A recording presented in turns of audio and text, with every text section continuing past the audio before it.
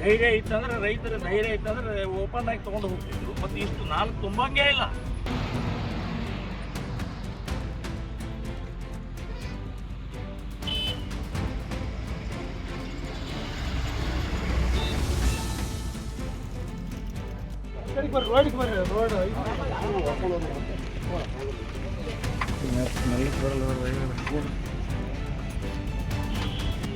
ಮುಂದುಗಡೆ ಏನಿದೆ ಇವೆಲ್ಲ ಒದಿತಾ ಇರ್ತವೆ, ನೂಗ್ತಾ ಇರ್ತವೆ, ಸತ್ತ ಹೋಗುತ್ತೆ.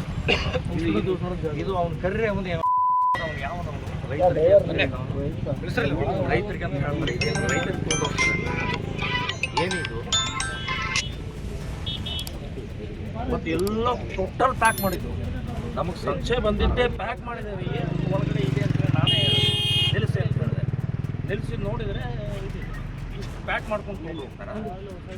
ಧೈರ್ಯ ಇತ್ತಂದ್ರೆ ರೈತರ ಧೈರ್ಯ ಇತ್ತಂದ್ರೆ ಓಪನ್ ಆಗಿ ತೊಗೊಂಡು ಹೋಗ್ತಿದ್ರು. ಮತ್ತು ಇಷ್ಟು ನಾಲ್ಕು ತುಂಬಂಗೇ ಇಲ್ಲ. ಈ ವಾಹನ ಸೀಜ್ ಮಾಡಬೇಕು, ವಾಹನದ ನಿಯಮವನ್ನು ಮುರಿದಿದ್ದಾರೆ. ಆಮೇಲೆ ಇದನ್ನು ಮಾರಾಟ ರೈತರ ಕಡೆನೇ ತೊಗೊಂಡಿದ್ದಾರೆ, ರಸೀದಿ ಇರುತ್ತೆ. ಎಲ್ಲಿ ರೈತರ ಕಡೆ ತೊಗೊಂಡು ಹೋಗ್ತಿದ್ದಾರೆ? ಯಾವ ರೈತರು? ರೈತರು ಯಾರು? ಅದಕ್ಕೆ ಇರುತ್ತೋ ಇಲ್ಲ? ತೊಗೊಂಡು ಕೂಡಲೇ ನಿಮಗೆ ರಸೀದಿ ಕೊಡ್ತಾರಲ್ಲ, ಎಲ್ಲಿದಾವ ರಸೀದಿ? ಮತ್ತೆ ಹೀಗೆ ಒಳಗಡೆ ಅದು ಮುಂದುಗಡೆ ಹಾಕಿ ಕೊಂದು ಹಾಕ್ತಾರೆ. ಅಲ್ಲಿ ತೆಗಿ ನೋಡಿ ಗೊತ್ತಾಗುತ್ತೆ. ಪಾಪ ಅದ್ರಿಗೆ ರಕ್ತ ಬರ್ತಾ ಇರುತ್ತೆ.